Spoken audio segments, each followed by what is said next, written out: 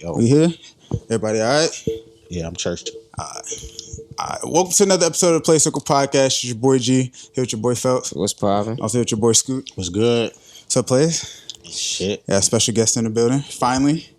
Right, it's been, ever since we've been doing the pod, we've been, I've been following your ass, at least. Finally nice to meet you, bro. Yes, Rod Rose in the building. I've been locked nice to in. meet you. I've been locked in. Right? So what's going on, man? Nothing, man. First of all, how you doing? How you been living in first chilling, man. quarantine life? And I'm actually good. Quarantine been doing me good. I ain't got no complaints at all, man. I'm straight. how did it affect your life, though? I'm sure it did. No more. Well, of course, it was about a span where the gyms, like every gym in Columbia, was closed. Mhm. So we couldn't, get no work done. But at the same time, the outside course was open. So, I think the quarantine kind of tested a lot of guys to see which ones were, really, dedicated to it. And we took it outside, in the heat, all kind of stuff, mosquitoes, all that. So we did that for a good bit. And then Well, before you get into that, explain what you exactly do. I guess you could say I'm a skill development guy. Why you say I guess? Because I have, a lot of people don't like trainers, like basketball trainers. So I don't want to put myself in that category. Everybody don't like me, but I just help people get better at basketball, man. That's plain and simple. Just help guys get better and girls. So where you from though? First, you from? I'm from Columbia. So that's how you know. That's how you know Justin. How did y'all meet? So I moved to Carrot Jokes my 5th grade year. I went to Condor Elementary from kindergarten to 4th grade. 5th grade, I went to Rice Creek, moved to Carrot Jokes, and Shout out to Toad Creek. was the very first person I met on that side of town. And then it's just been, he at my house, I'm at his house. Like, I used to go to his house every single morning. I would literally go to my mom, I get dressed in the morning, like, yo, it's 6:20, I'm about to leave. And she would know I'm going to Toad crib. Yeah. So when I get to Toad crib, his mom, she would have us some Pop-Tarts, whatever. That boy While used he to come getting over there dressed, ready for the Pop dog, Tarts. when he getting dressed, like I'm upstairs playing his PlayStation or whatever video game he had. I used to take Toad clothes, all kind of stuff, bro. Yeah. So like that was my first friend, like on that side of town, because I came from, Decker Boulevard. Y'all don't know, but They do. I came from over there where Decker, Nick's was. Oh, true. yeah. that side. So I Yeah. came from that to his side, and stayed he in was the Summit. yeah. I say the summit in the back. Yeah, so he was the first person. He's the first person I really locked in and collab with, and we've been friends ever since, bro. Question then. So you That's the same thing. well, I'll wait to get into that. But damn. So how did you get into train or getting people better at basketball? How did you get into that? So I came to JWU out of high school. I went to boot camp. I was in the Navy for 8 years. I went to boot camp, then went to Johnson & Wales. Damn, I forgot you were in the Navy. While I was at Johnson & Wales, they didn't have the team, set up how they have now. Mhm. It was just club stuff. So my very first year. So we played just intramurals, club ball. The very next year, that's when it became a team. So I tried out, did all that. I ended up tearing my ACL, and I dropped out of school. So once I dropped out, I went back home. I was working jobs, helping my mom out, pay bills and stuff like that. And like my workout guy named Brian Latimer, he was doing like training on Saturday and Sundays, and he would have, a lot of kids in the gym, from let's say like 2 to 4. So, when I came home, he was like, man, you trying to put some, money in your pocket, help me come work these kids out. So every Saturday and Sunday, I'm locked in with Bryant until, I was hanging on with him and a guy named Rich and a guy named Al, and, just learning the ropes of how to, different drills and stuff like that until I, just started branching out on my own. And, guys started hitting me, I guess you could say off the record that, yo, Rob, can we get in the gym, this and that, and we would go, and I would put him through some stuff, and it just blossomed from there. If we had shit like that when we was in school, Man, we would have a lot of guys playing, D1, a lot of them. NBA, overseas. We'd have a lot more, man, because it was so much talent while we was in school. We just didn't have it structured the way we have it now, to where the parents are all bought in. They want this, and this for their child, and it wasn't like that, man. The way we got better back then was just going to North Springs, Killian, or Blythewood on Saturday and Sunday. Me and my brother used to walk to North Springs every Saturday. Blythewood? You been there? The Blythewood? The gym? Yeah. These niggas swear I'm from Blythewood. He went to Blythewood, didn't he? No, I went to Blythewood. Oh, you went to Blythewood? It's crazy. I was going to ask you, but I went to Blythewood. You know where I went. I went to Reddish. But nah, like for me and him, North Springs. So in our like by his crib, it was a little shortcut. Mm-hmm. We used to walk to North Springs. I would say free play started at 1 o'clock. Mm-hmm. Me and my brother would meet Tobe, and we going by 12 o'clock. We walking up there because you got to get there early, bro. Like at North Spring, that shit will get. Can I curse? Yeah. All right, my fault. That shit will get packed in like 5 minutes because once free play started at 1, everybody running through the door. So you got to get there early as you can. Because if you lose, might as well take your ass home. Yeah, you might as well get that long journey back. I used to try to get at least one game in on the good side, and then I used to just bullshit around on the other side and stuff like that. Get them reps. Man, that's how guys got better back then. It wasn't no skill development Monday through Friday, and then Saturday and Sunday. It wasn't none of that. It wasn't like of course we didn't have social media like we have now, to where, oh shit, I see, Rob, he's a trainer. I mean, hit him up. Let me set up for a session, next Tuesday or something like that. It wasn't like that. So our skill development was getting your ass bust against all the older dudes on Saturday and Sunday at North Springs, bro. And that's how we had to get it. It used to be real. Well, what's the biggest difference between when y'all was coming up playing basketball and then now? Is it the AAU system? Is it the I wouldn't say too much the AAU system. I say more of like the exposure. Because all you gotta do is play in an AAU game. All your stats on the internet. Yeah. All the coaches retweeting it or liking it. Right. You can send them film that way. They can look at your film that way. Back then, they got to pull up. They got to wait till a certain time to pull up on you and watch your games AAU. Or you may get lucky with some newspaper shit. Facts. Exactly. Like so. That shit is simple now. Yeah, he not wrong as far as the actually playing, but the exposure comes when you got to scout from this service, scout from that service, a scout from this service, a scout from that fucking service, and they all sitting watching the game.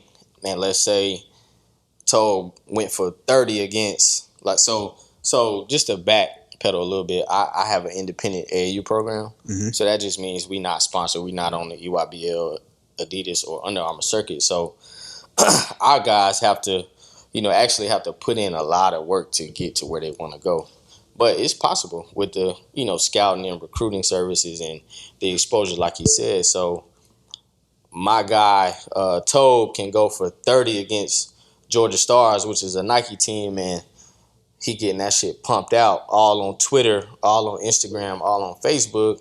It's going to draw in a lot of coaches because now coaches have to get with the times and go with the social media and stuff like that. So, okay, let me call Rob and check on this kid because I just seen he went for 30 on Georgia Stars, stuff like that. So that's the biggest difference because back then, you had to be good to actually play AAU. Now, play AAU, and when you played AAU, you 9 times out of 10 you play for free.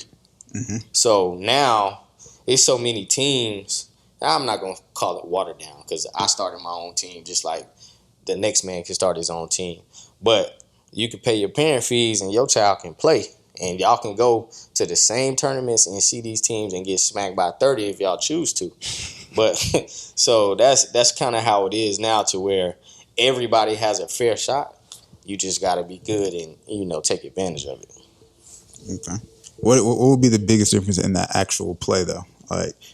For me, and I've been figuring this out. So the guys that get the high major offers and stuff like that, the difference is their bodies.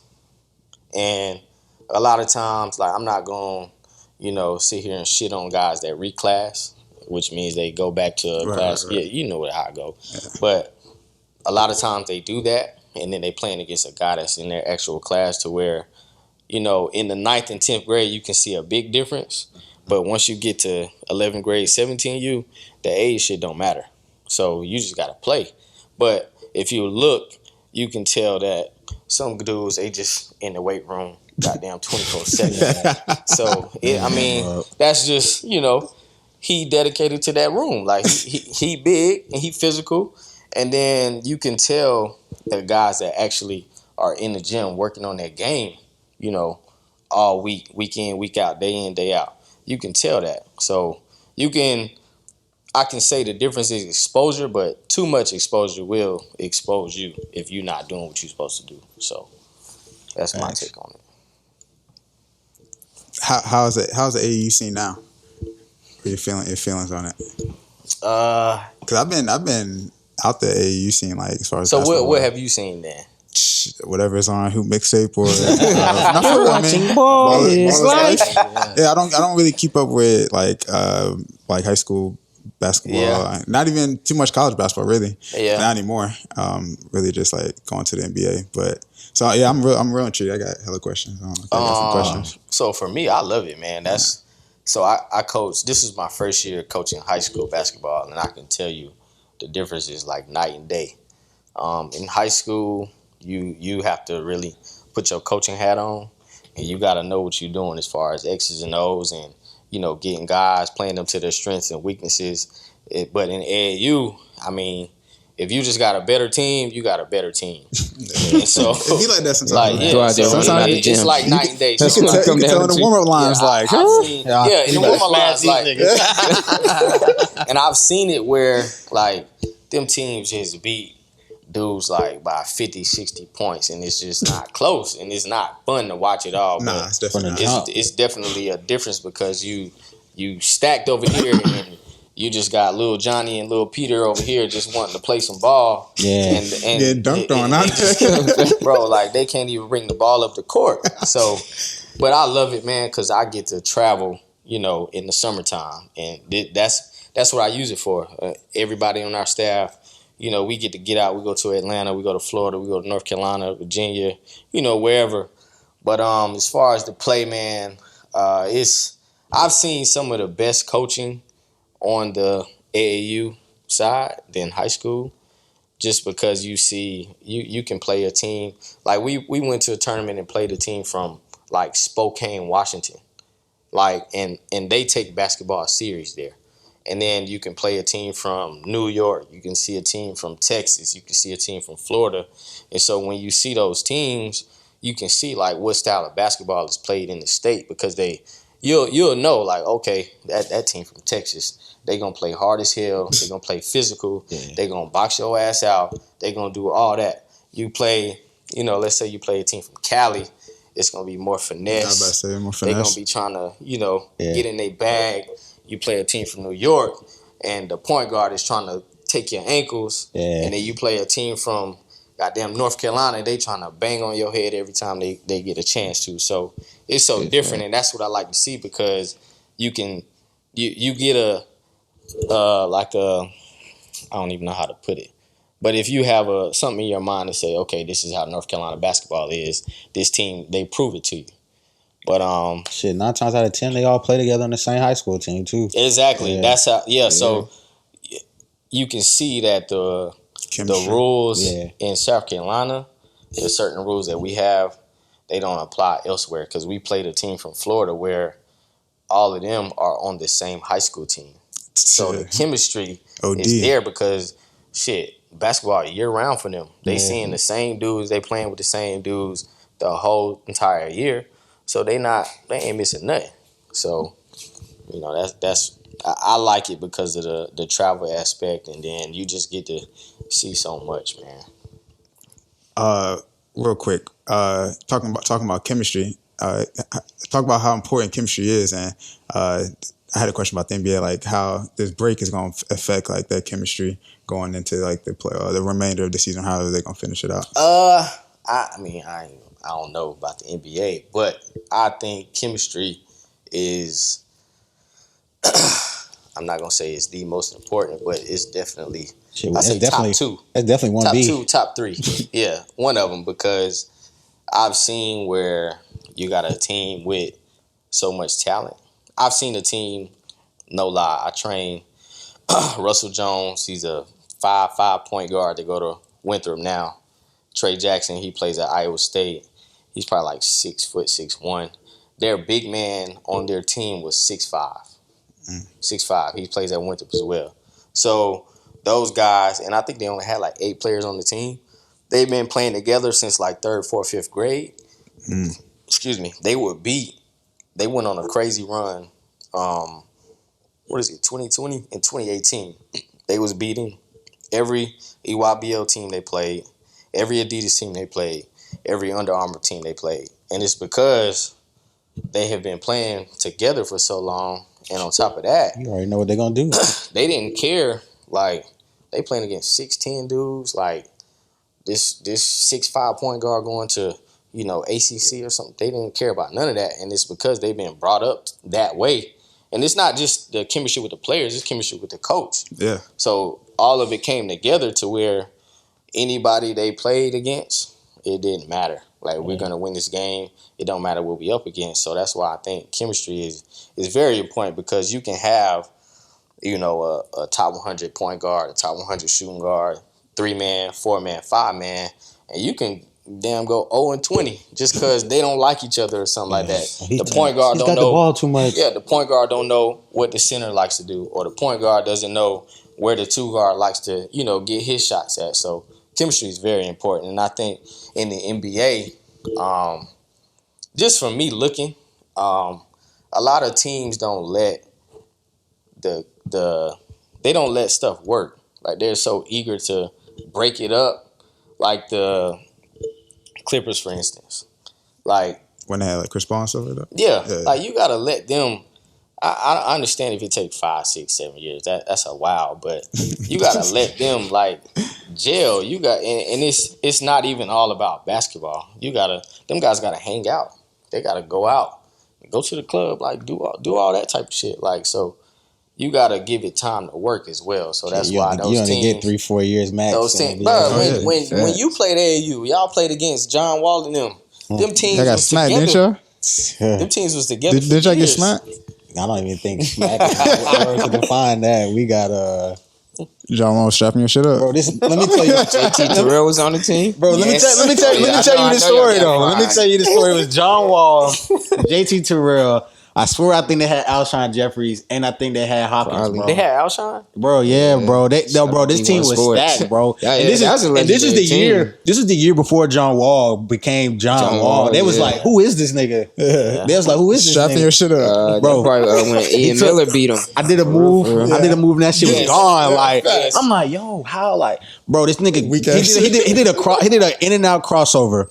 When I tell you, bro, when he did the in and out, bro, niggas already up the floor when I turn around, bro. That nigga fast as hell, bro.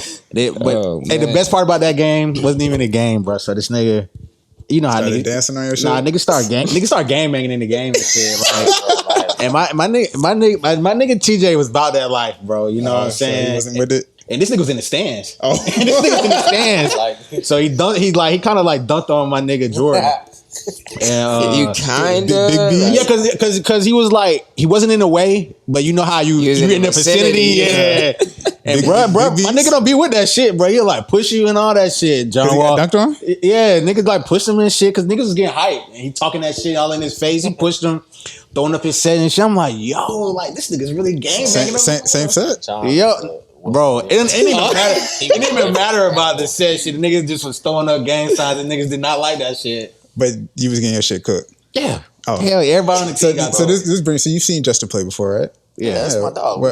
Oh man, where's your assessment of his play? But Justin is it don't get no more of a pure PG like dimes. Hold on. He can go like we'll go play pickup right now. He'll go 7 games without scoring a bucket. Yeah, his shot But broke as fuck. wins though, cause he know I'm gonna dime your ass up, and I'm gonna play defense. I'm gonna sit in that corner. And then like I don't know. The past 8 years, and I hate him because he's good for like he won't miss a fucking shot. I mean, he won't make a fucking shot in the game, but he'll hit the game winner. Yeah, he will be like, bro, you ain't make a shot all game. Missed 3 layups. You make the game winner. Yeah, fact. But other than that, bro, he a pure point guard. That is me, bro. That is me. What do you think of Rob's game? You see him play. Who would you compare him to? I always call Rob Andre Miller. Okay. From the Nuggets. Bro, that's what everybody says. He had that old school game, bro, and he's just. I mean, he threw the dimes too. It was just old school. He always backing you down the court.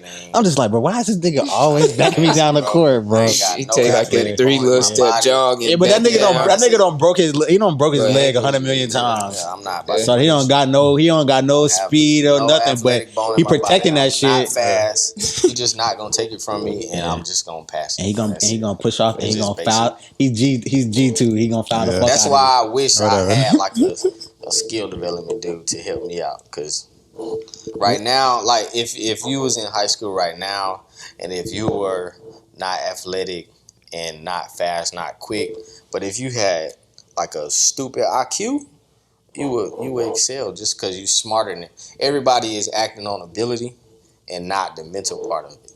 So you can watch him play, you be like, why the hell did he just try to do that? And it's because these kids now, they IQ is lacking. So they just got pure athleticism now. Yeah, that's it. They just acting off ability, bro. Like if they can jump, a coach is gonna offer them. Facts. What's the biggest skill that you think that kids need to work on collectively?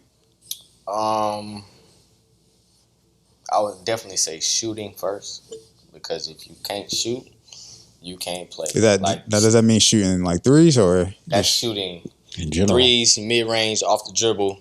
Okay, just shooting in general. Catch and shoot, corner, like it don't matter. Steph Curry really came and changed the game with that. So now coaches, like I talk to college coaches all the time, and they're looking for shooting from every single position. There is no position on the floor where they are okay with a guy that can't shoot the ball. Mm-hmm. And that's from the 1 to the 4 to the 5. Like they love stretch 4s, they love stretch 5s now. So I would say shooting, and then after that, I would say passing, because it's a lot of kids that can score the ball. They can do all this with the ball. They just can't make a simple pass, a simple read. So shooting and passing, if you can do those, you good. I think. I can have so many dimes this now age. Because niggas be moving. Niggas be moving. Like niggas just be. Sorry, my bad. Moving. That's another skill. Moving without the ball. Yeah, I'm glad you said that. Yeah, I give niggas that right now. Like niggas be moving without the ball, like cutting through the paint. You know what I'm saying? Just keep moving around and shit. I'm like, yo. We seen a lot. Make that nigga move right there. You make him step up. He's cutting back door. You can just throw that shit walk down the court. So I've seen a lot of, since AAU started. We started 4 years ago, and in high school, I've seen a lot of coaches with a lot of just movement, constant back doors. If the back door not there, then hey, you got a flare over here, or you got a stagger here. Like if you can move without the ball and not just stay stagnant and shoot and pass and dribble, man, you can play, man. So now all the kids have the actual resources, because it's plenty of trainers they can hit up to work on that type of stuff and get in the gym. So yeah. I think I remember, this was a while ago, that you had said something about like JV not being important anymore. No, it's not, because okay. Well, go ahead. No. I want to make sure that I was in the right ballpark. But I was just gonna ask you why you feel like that. Because a lot, like the trend where I'm at, and I ain't trying to throw shade on nobody, but it's to recruit for your varsity program. So there's kids on the JV that are actually, on JV. And the purpose of JV to me was to get them boys ready to step into varsity the next season and contribute. But now, it's to it should just be there because your varsity program gonna bring in 5 to 6 guys to step in and contribute like the JV guys were supposed to. So okay, I see what that's where I was coming from, from that type of standpoint. But I think where I'm at Westwood High School, and we had a pretty good JV squad, and I think a lot of those guys gonna step in and contribute next year because I don't do the recruiting type stuff. Like I'm a development guy, so if we need help, then shit, I'm gonna just help this kid get better so he can help us rather than go find somebody to step on his toes and step in front of him. So that's where I was coming from with that standpoint. All right. I want to talk about like how influential are you into kids deciding on going to college and stuff like that? Talk about that whole process of recruiting and scouting and accepting what offers they get and stuff like that. So in our program, this is our 4th year. This is going into our 5th, and we've sent like close to 20 to college. And as far as just being involved, I'm involved up until the point where if a coach offers you, they'll call us and the rest of my staff to be like, hey, let me give me some information on Justin Tolbert. How is he in the classroom? What are his strengths on the court? What are his weaknesses? What is his grades like? What kind of family he comes from? So for me, just speaking for me, I'm involved up until that point. I like to give coaches their phone numbers, and you can talk to them yourself.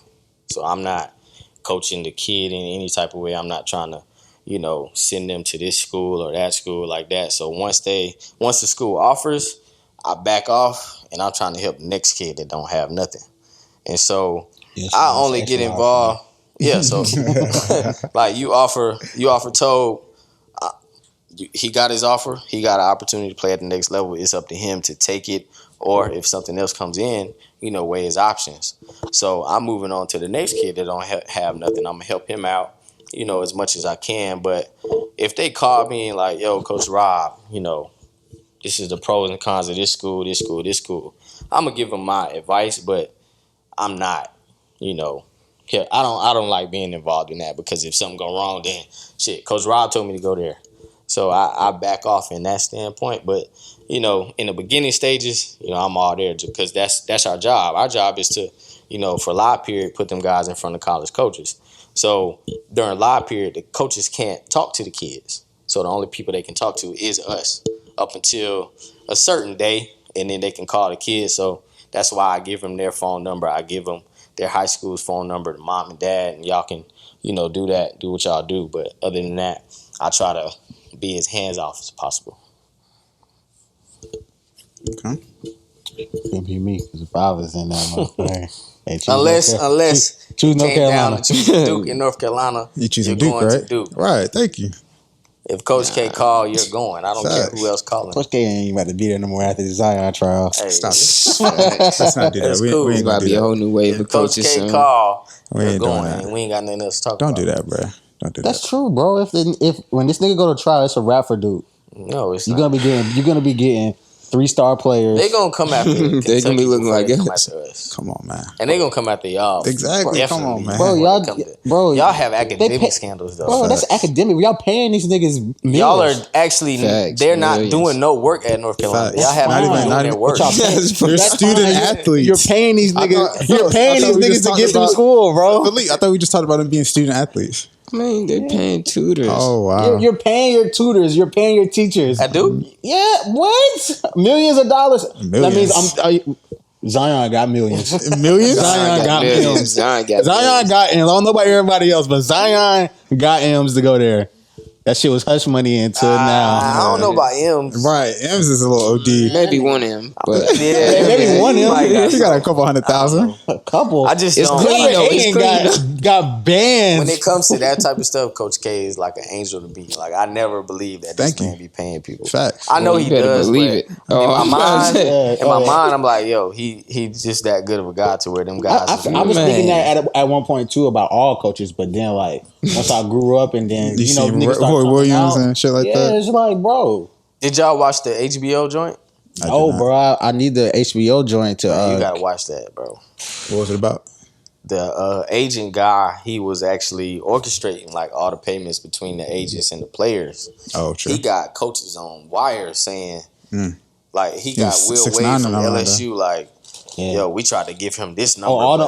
It's about all them boys when they got caught up. Yeah, like that shit was crazy to me. And it's a dude from South Carolina on there. Yeah, like man, fuck it. That's how they came up with that list. That's how all this shit got started. Bruh started. I don't know what happened with him. Nigga said, "Fuck it, I'm gonna drop the bomb on everybody." I think he was facing time, like a lot of time. So he was like, "Yeah, the Frank Lucas treatment." Well, if I ain't getting none of this, we could be like, "Well, I got something for you that would change the game of college basketball." I think that's what it was. That's what you talking about? You know time, and he was like, okay. "If you tell us this, we'll send you home." But he was like that. That whole thing was crazy. Just the way he was talking, like he was. Sound, if you listen to him on the phone, like he would sound like untouchable, invincible. Like the way he would talk and carry himself, and he would go meet with a bunch of agents. They'll give him like a envelope full of cash and stuff like that. So like he was open and honest about everything. But it's just crazy a corrupt system, bro. They would go to Las Vegas. They would meet, what is it?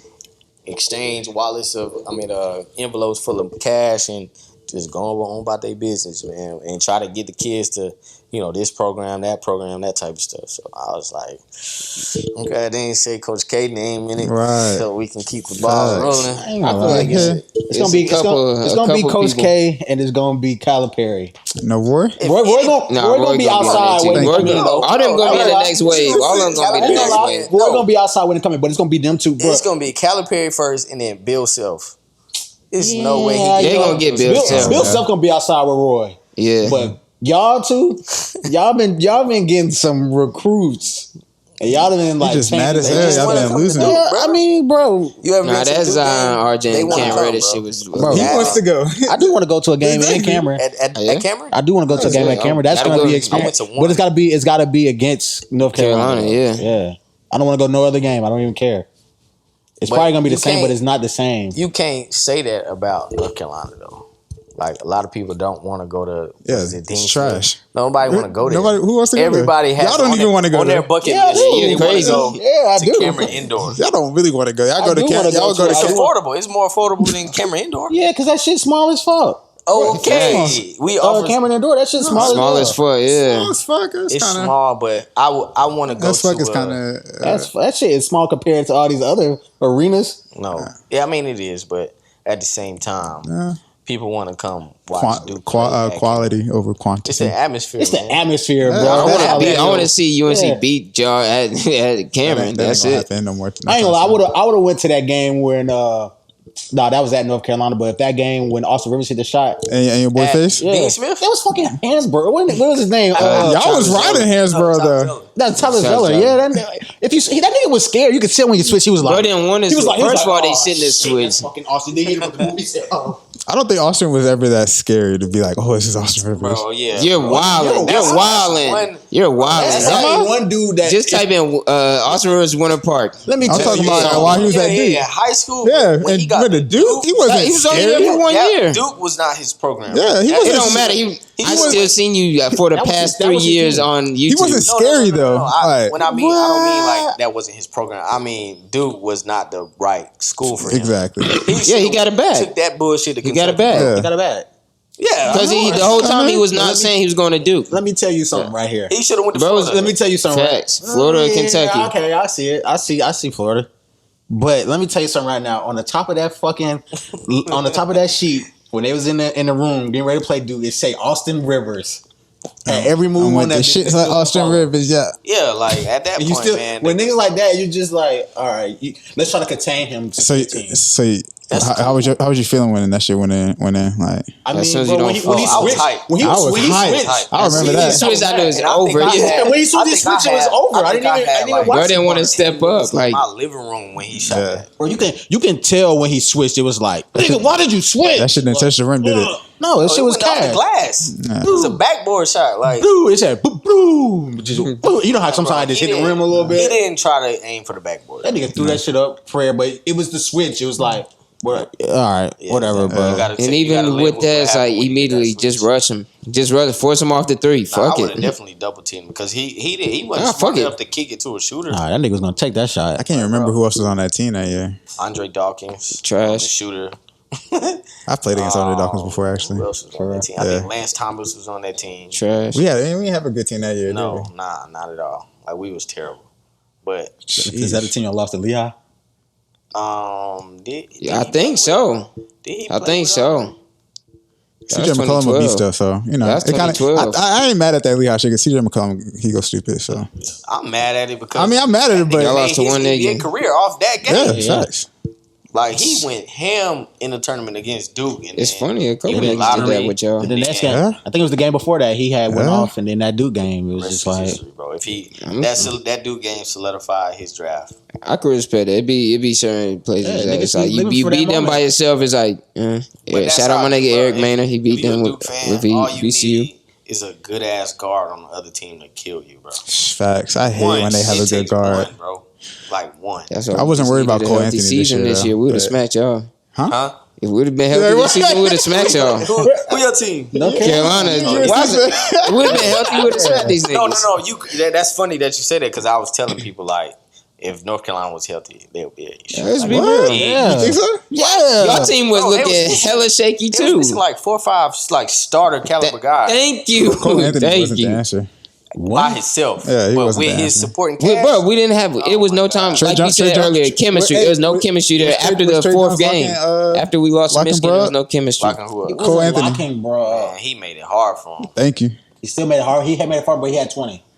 But it was off like 17 shots. That's cool. Don't say that because when Harden do the same shit, you'd be like, bro took 39 shots and he got 45 points. I think he took like 15 shots that game. Harden is gonna do that every night. That's just him.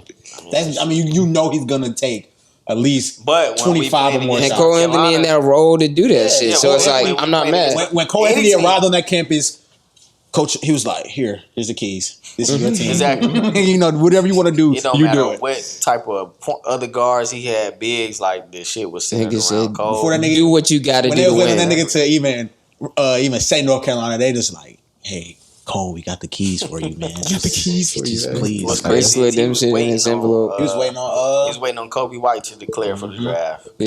Soon as he declared, that nigga, hey, I'm going to North Carolina. Y'all was hype off Kobe White too. He's a beast. Still in. Kobe tough. All right. He torched y'all.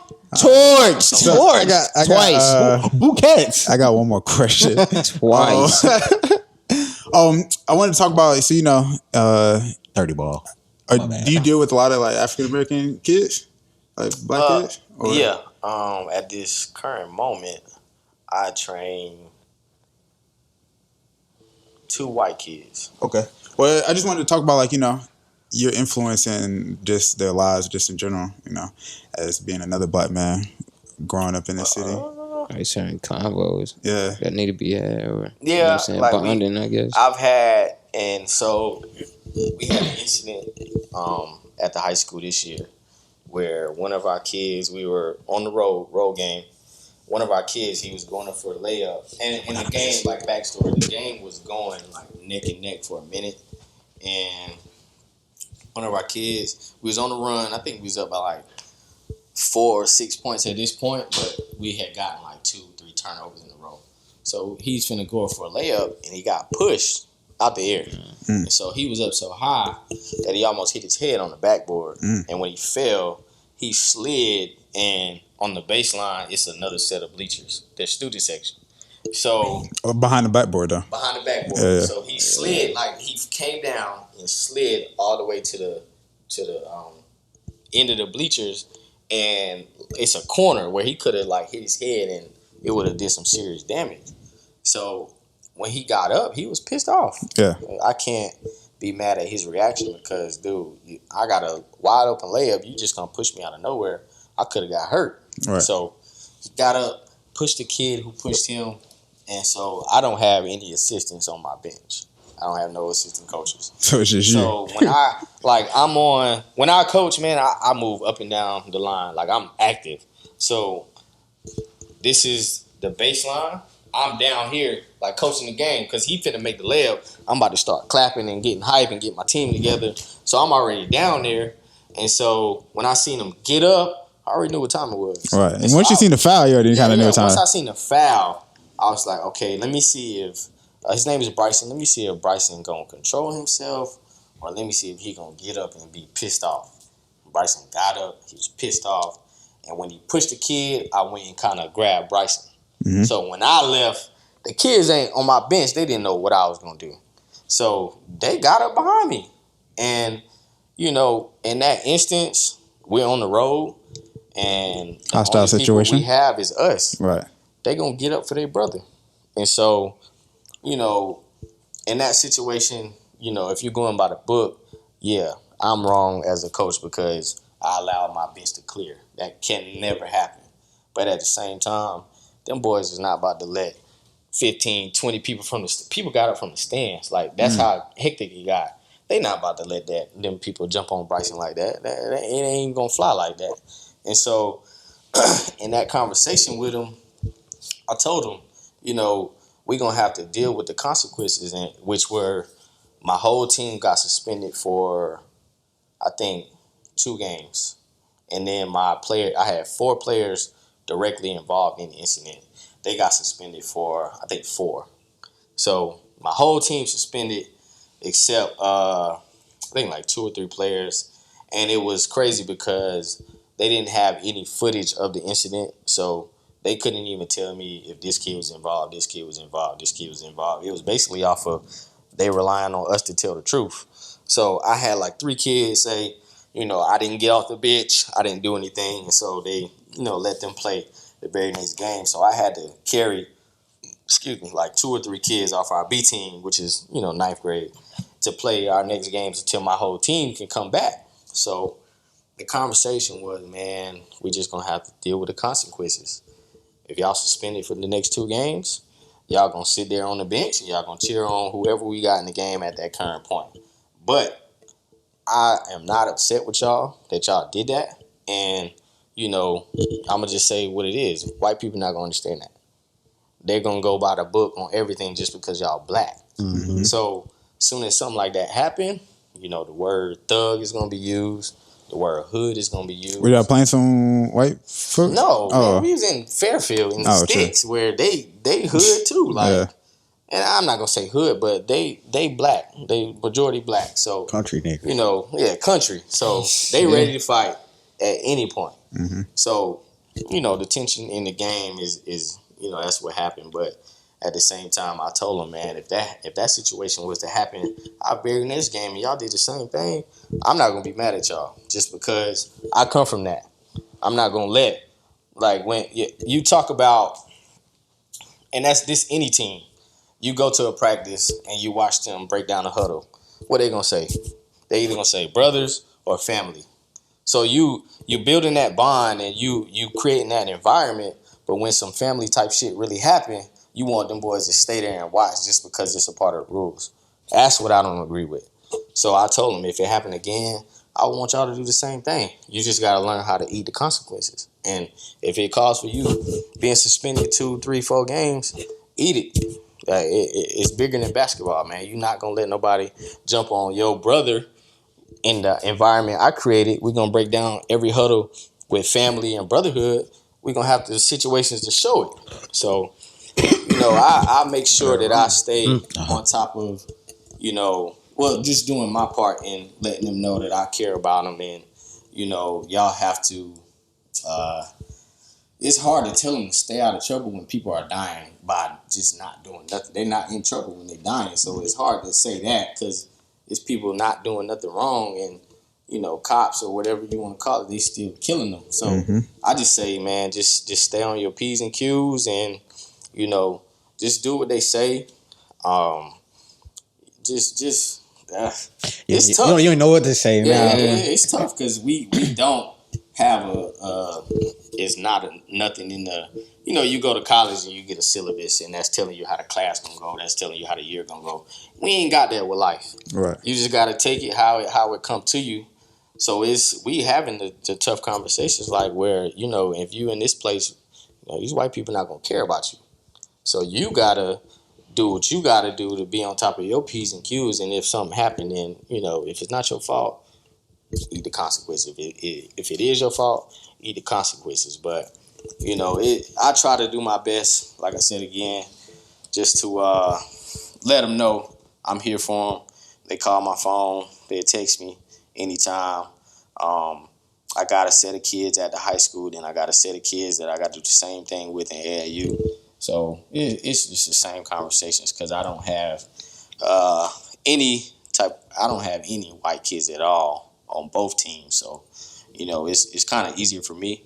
And in the age gap, I'm only like 9-10 years older than these guys. Right, so they can kind of relate to you. They looking at me as a father figure.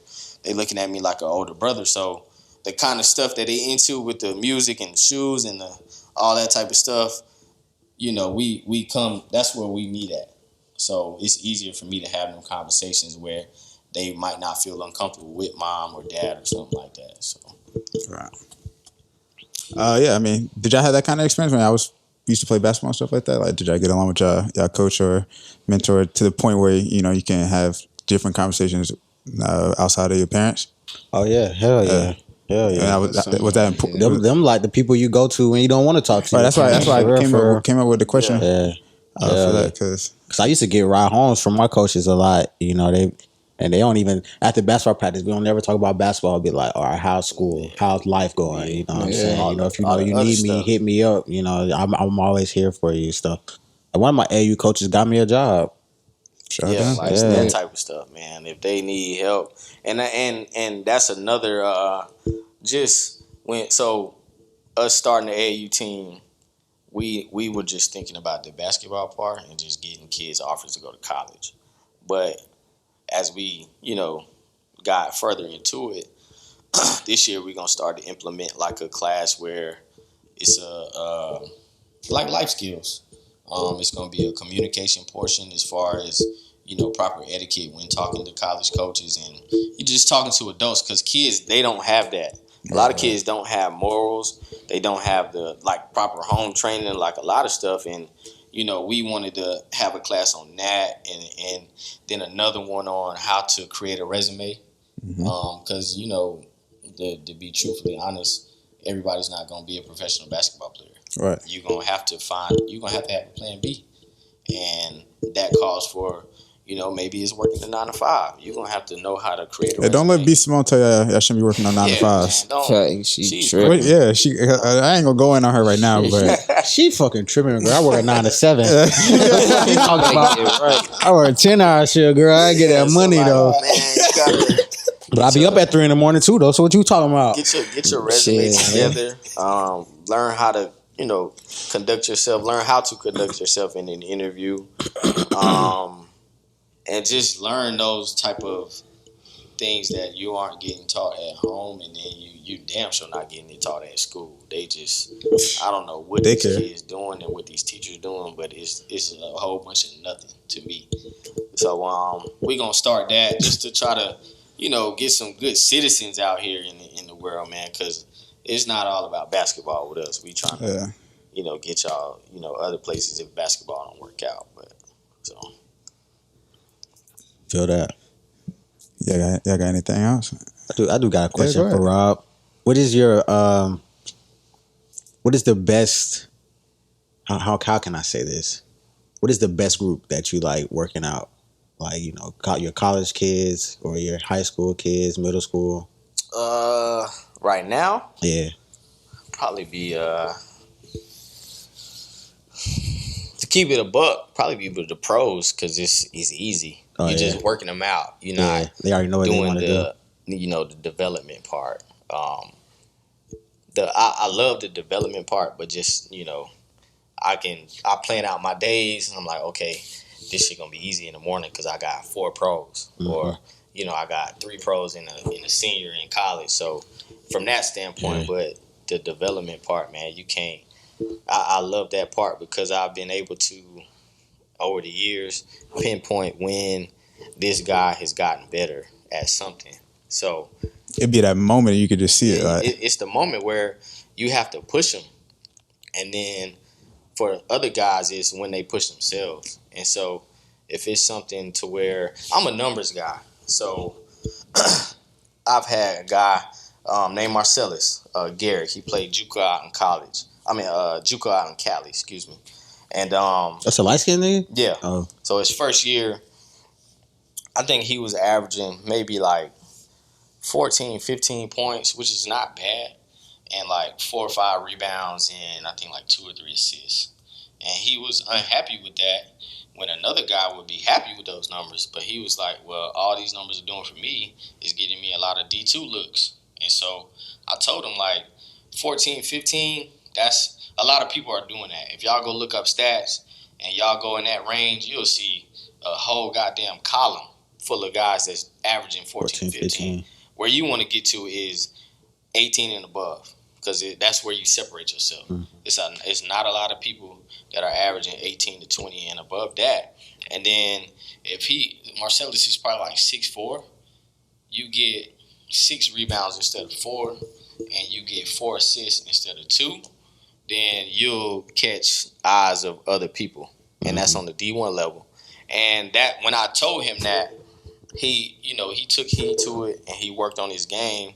And that following year, I think he averaged like 19.7 points, 5-point-something boards, but you can round it up to 6. And then his assist numbers were okay to show that he can also facilitate. He can he can play make a pass. And he ended up signing with Cal Poly, which is D1. And he had a great 2 years there, and now he just finished his rookie season over in Spain. So, like, it's not about the, improving. Well, of course, it's about improving the jump shot and ball handling and stuff like that. But if you can, translate that stuff to the numbers, then, that's where real development is coming in at. So. And I be seeing Cam and them talking hella shit on Twitter. Do they ones be like that? Yes. Oh, okay. I want to smoke though. He want to smoke with Cam. Who? G. Oh Lord. Yeah. I ain't gonna lie. I haven't seen Cam since the injury, but I know he still got it. Nah, like that was another when he got hurt, man. It was funny was I was on my way home from Orlando. We had an AAU tournament. That same Sunday I was on my way and they had a game at like 6 or 7. I pulled up just in time for the game, and Cam was actually supposed to, that was on a Sunday, he was supposed to sign a deal that following Wednesday. So he tore his shit up Sunday, and he was cooking. I think Cam had like 25 when he tore his shit. Like, and this was in the first half, like cooking. And so tore it, and I already knew what time it was once so his dad was sitting like adjacent to me, and he looked at his dad and he was like, yeah, it popped. And so he walked off the court into the training room. After that, I already knew what time it was. So, of course, everybody went into the back and, try to console him and stuff like that. But after that, man, he went through surgery and he went through the rehab up until he can get back on the court. And so Cam, he's so locked in on what he want to do.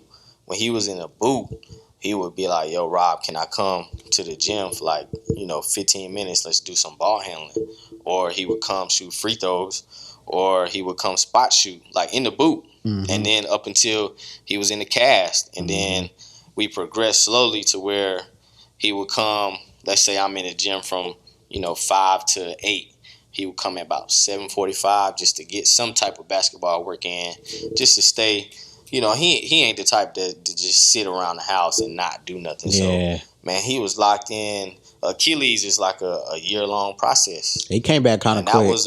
That was a crazy year for him because he was supposed to sign. He was supposed to go for his second contract. His first contract was great. The boy went over there, averaged 25 his rookie year. So, of course, he trying to, get back to that following Wednesday. But, he tore his shit up. But he kept that in mind in the back of his head, and every day, man, he did something basketball related every single day. And so with people like that, man, it's gonna reward you. Like his shit gonna come, but he stayed locked in for a whole entire year. I know if it was me, like when I tore my ACL, I was like, man, fuck this. Like I'm not doing nothing else. But he stayed with it, and I was like the development stuff I talked about, I was able to actually really see it with that because this boy couldn't even hardly walk. He had to, do all that type of stuff over again on top of, keeping his ball handling tight, keeping his shooting form tight. Because if you just picture yourself sitting for a whole year not doing nothing, you're going to come back terrible. Terrible. I don't even have a shot. You never did. He back 100%. And honestly, for me, I think he's better now after the injury than he was before. Just because when you get injured like that, the game slow down for you. And when it slow down, your mental, your IQ increases. So, man, I'll tell you one thing. Like, when you play him, that nigga gonna push off like a motherfucker. I told him that he is a push off master. Prepared to fly out of bounds a couple times, but he gonna give him that body. And Cam got moves, and he thick, no homo, no homo without pause. But like, he ain't no little dude, so. No. My boy got some defense though, but I just told him that I was like, bro, that just got to be one I have to see, bro. My nigga Cam. I got 500 on me.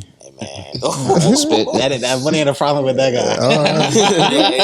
Money's not a problem. He'll double that. Nah, 500 nigga, we got there shedding blood. He was getting shot out here. He ain't leaving with this 500. He had a run. Win or lose. And who was there? Cam was hooping. It was Russell. Westbrook? Nah, I'm fucking with you. Trey. My boy Dan, he played at Queens in Charlotte. Now he been overseas for like the last 8 years. Dan's a bucket Cam, too. E-Wash, Tyrell, Corbin, Dylan Jones, he just signed with Weber State. Chico Carter, he plays at Murray State, just finished his freshman year. My boy Nate, he was at Gardner Webb. Now he's transferring to Xavier. Oh, I meant to ask you about that earlier. What? Nate, because I seen him play in the tournament. Yeah. That's probably where he got that shit from, huh? Nate legit. Now, when Nate put his name in the portal, he had hella offers. Yeah, like Josh Pastner from Georgia Tech called me that same night. He was like, I know Nate's your guy, and he fits everything we want to do. So Nate, his recruitment sign that offer was crazy, but he decided with Xavier. MJ played at Ole Miss. MJ was there overseas for a minute. I need to see a Downey and a VT. Downey was there. I need to see a Downey VT once. Let me see. VT came last week. I think I'm missing somebody. I don't want. Jordan Davis. He played at Middle Tennessee State. And I think that might be everybody. But today was a pretty good day. I think since I started the runs, this was the best day just because everybody was competing and going at each other. And Cam hit some big shots today. I'm not gonna lie.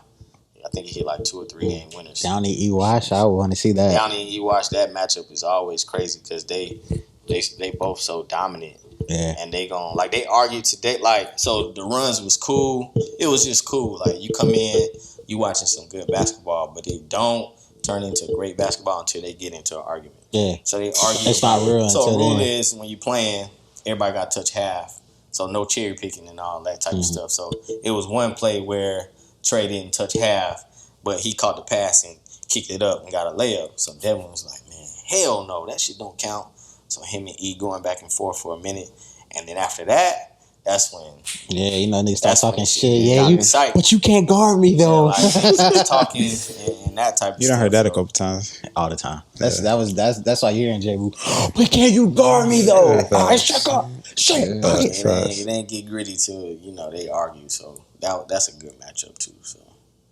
Bro, last time I was there, I wanted to hop in, but I was like, I wouldn't last. Smoke session, yeah. Bro, ankles took when we did the on the ground. When we did that's the day I seen you when I was out there when they was playing. We went earlier and they was doing like threes. Yeah, they was doing threes. I'm like, oh yeah, get out there, get your fucking knees took. They was like, well, if you run, we can run fours. I'm like, I hate fours. Bro, they be asking. I'd rather play threes. I'm like, bro, I can't guard nobody out here. I said, first of all, if we go down the court once and come back, I'm probably done. I'm gonna be dead after that, but it's always I'm gonna always have to if we playing, I'm gonna always have to match up with Russell. And I'm not guarding that motherfucker. You shifty nigga. No, that's dead. He's the smaller person on the court. they gonna always try to put me on him, and that's dead. Clear. Oh, yeah, nah. You got 2 times to do that. As soon as they get the ball clear, everybody to the corner, nigga. Y'all not about to pick on me like that. That's dead. That's when Rob got out there fouling. Yeah. Oh my goodness! Oh, you said I think you said I think you said my other. Yeah, I fouled too. Shit, I get 6 of them joints or 5 depending on what we're playing. Yeah, facts. You gonna feel me? Facts. First quarter. I foul out the first quarter. Fuck it. Not the alumni game. I've done that plenty of times when we play AU. Like I'm done by third. I used to foul all the time, AU. All the time. Nah, I'm done, bro. All the time. And it's because I'm like. I'm a swiper. Yeah, facts. I'm a swiper. You're not about to do all this dribbling in my face, and I'm not about to bite on one of them. I'm biting on all of them shit. What are you talking about? I'm gonna get especially your weak ass little in and out. Like your shit. I need that. Nah. Yeah. Young Philly, you got anything else for Rob? Nah.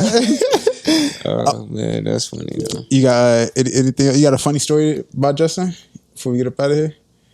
Funny story. You got too many. He got Mustang days. No. This ain't even got nothing to do with basketball, bro. Oh Lord. Like, so we was walking home one day. My little brother was with us, and so like out of nowhere, bro, Justin just pushed this nigga's shoulders, and he like fall in the bushes, bro. I'm like, yo, scrap where season. did that come from? But that shit was so funny. Like my brother would tell you, that shit is hilarious, bro. And I'm like, we just walking, bro. We ain't saying nothing. He just mushed his shoulder. That nigga fall in the bushes, bro. Scrap season. He got stories for Hey, that nigga was just so small back then, bro. Now this nigga's so like he was bully.